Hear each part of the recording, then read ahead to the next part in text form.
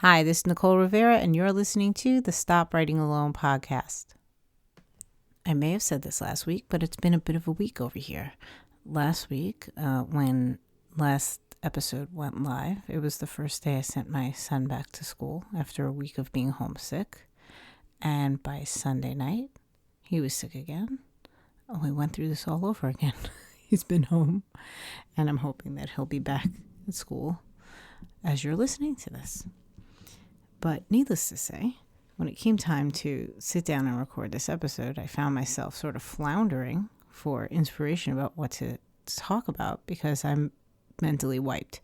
So as I sat here in my office looking around and thinking about what do I need to say this week and what is on my mind, I found myself flipping through my bookshelf, looking at all of my different books on writing and craft and prompt tools and things of that nature. And then it just hit me, well, that's it, isn't it? That what happens? There are times when we need to go to the bookshelf for various inspirations, motivations, learning. I'm currently reading Joanna Penn's book on writing nonfiction, and it's part of my learning. But I decided to pull off my shelf 3 different books. Well, one is a deck of cards and 2 different books that have sort of like daily things that you can tap into for different types of motivation. And so the first thing and I'm reading to you this week. I hope you enjoy this, but I also hope to introduce you to some cool tools if you don't already have them, or perhaps just that you get inspired by what I read to you in this moment. So the first is The Artist's Way Creativity Cards. Now, you know I love The Artist's Way, the book by Julia Cameron, the book/course, whatever you want to call it. But what this is like a supplemental deck of cards that you shuffle up and you pull a card, and throughout the deck, there are all different types of, mostly they're all just quotes from the book, but different topics. Like the card that I actually pulled for us has got the topic of support, but I see another card behind it that says a creative life. So it's all different sections from the book, but this is what our card says for support. It says, "It is pretty clear that the creator itself did not know when to stop. There is not one pink flower or even 50 pink flowers, but hundreds. This creator looks suspiciously like someone who just might send us support for our creative ventures." So it's really, really funny that I picked this card because I'm sure I've mentioned the pink flower thing before on this podcast. Because when Julia talks about this in the book, to me, it is that really great reminder that whatever it is that you want to write, even if you find another story out there that's very similar to it, that doesn't mean you should not be writing your book, your story, because even though there's that one pink flower out there, that doesn't mean there shouldn't be another one. Everybody loves, people who love pink flowers are going to love more pink flowers. So that's great. That was a good one. The other book that I picked here, I'm trying to remember where I found this book and how I picked this up. I don't know. It's called Daily Writing Resilience, 365 Meditations and Inspirations for Writers. And it's by Bryan E. Robinson, PhD.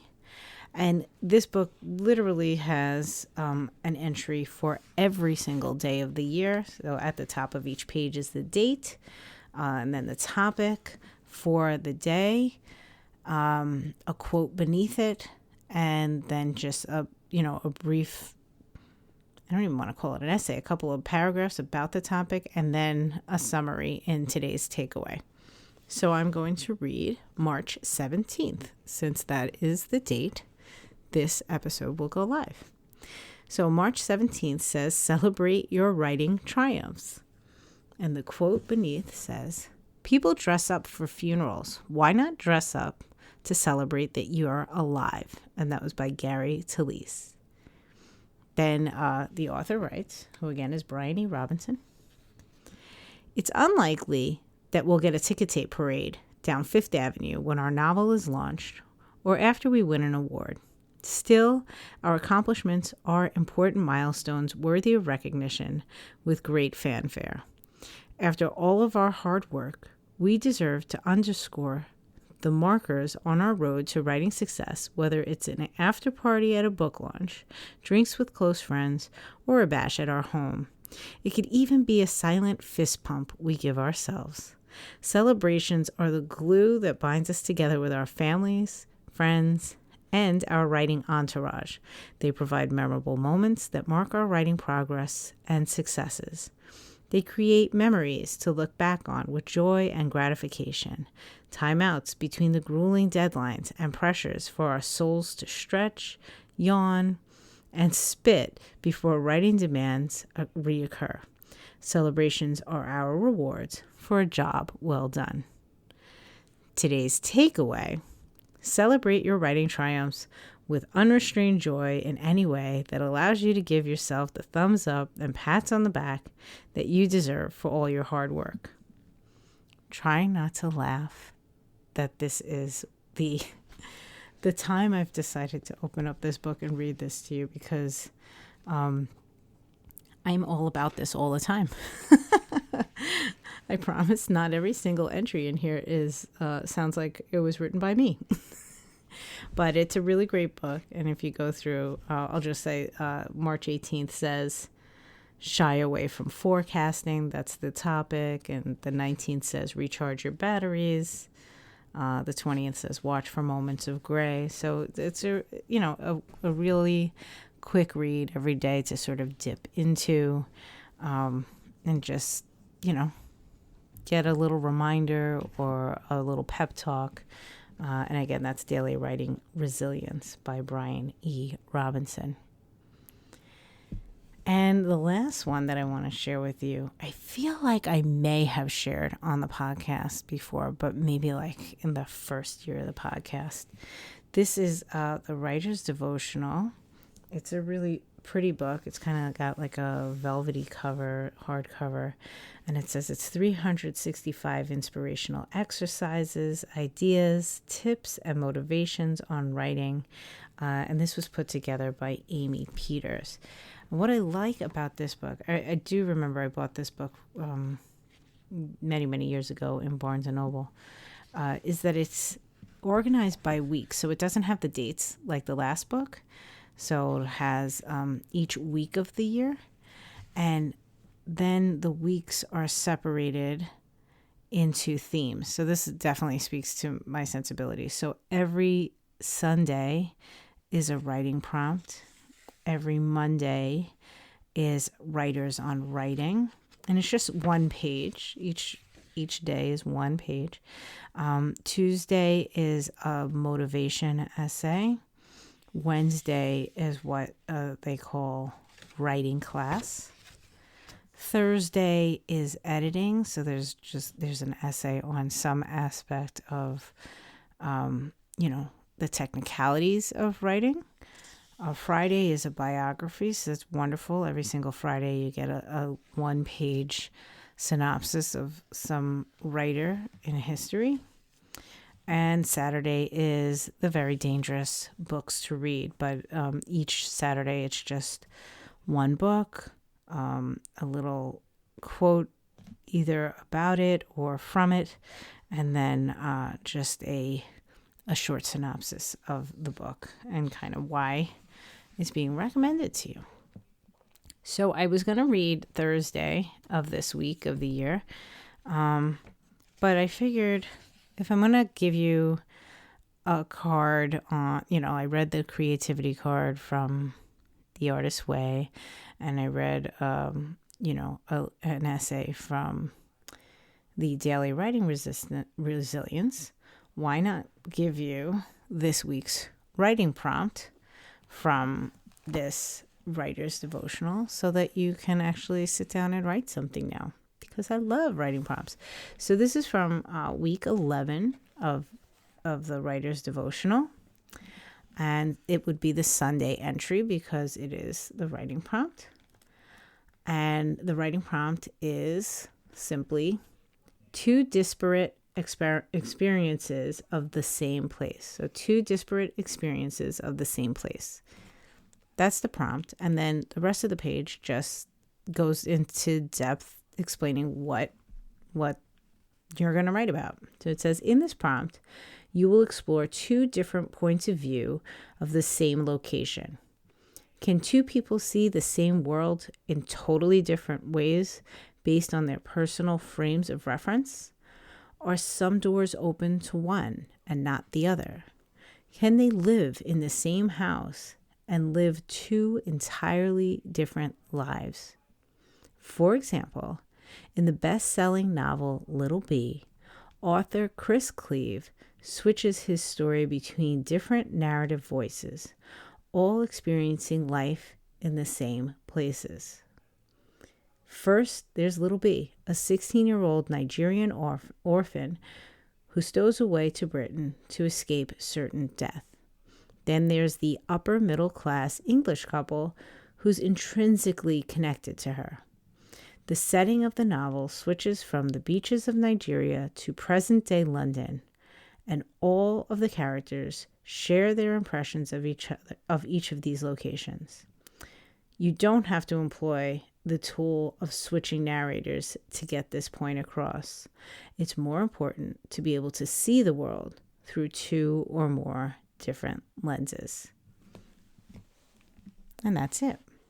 And I loved Little Bee. That was such a good book. So one thing that I do really love about the writer's devotional is that aspect of it, that it seems throughout the book, regardless of what day of the week you're looking at, there's always reference to some other piece of writing, whether it is,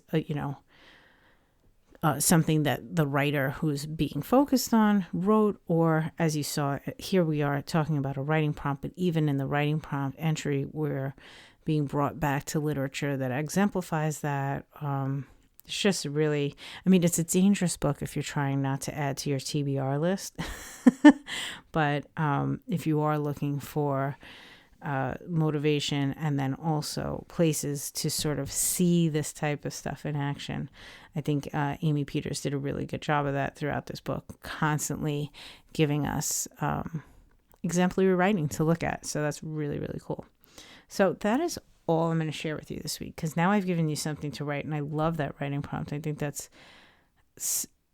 just so much fun to be in the same place and think about how 2 different people see it, experience it. Little Bee is a great example of, 2 very different types of people in a place that clearly anyone can say a Nigerian orphan who's like a refugee and an upper middle class English couple are going to have very different perspectives of a space. Like, that's kind of on the nose. But this prompt could be taken to that extreme, or it can be taken to, a really tight nuance of 2 people in the same family growing up in the same house. And how does that come out totally different? Because it always does. It's very, very fascinating. I may sit and work on this myself. Might be one of my 52 stories for my 52 Stories in 52 Weeks project. Why not? So again, just to recap, the 3 sort of tools that I shared with you was the Artist's Way Creativity Cards by Julia Cameron, the Daily Writing Resilience book by Bryan E. Robinson, PhD. It says it. I feel like I have to write it, say it, read it every time I say it. No, one more time. I feel like I have to say it every time I read it. That is what I was trying to say. There, I've done it. And the Writer's Devotional, put together by Amy Peters. I'll put links in the show notes so that you can check out these books if you are interested, or if this was enough and you feel inspired and you're ready to celebrate your wins and you are ready to write all your stories and not worry about the pink flower that's already out there, and understand that your pink flower belongs as well. have fun writing your story about two different experiences of the same space. I think, there's a lot to work with here. But have a wonderful week. Go check out your own bookshelf. What is the book or tool up there that you purchased and brought into your life to bring you inspiration that perhaps you haven't looked at in a while? Because it's there and it's waiting for you, and there's something in there that you need to see. And then come back and let me know what it is. Let me know what you read and inspire me. And have a great week. Remember that Friday is my big old fiction day. I'm sharing fiction all over the place. I've got the new story coming on storyhoarder.substack.com. I have a new writing prompt coming on the Rivera YouTube channel. And I think that's it. I'm probably forgetting something. Hopefully not. Anyway, have a wonderful week. I will talk to you next Thursday. And as always, happy writing.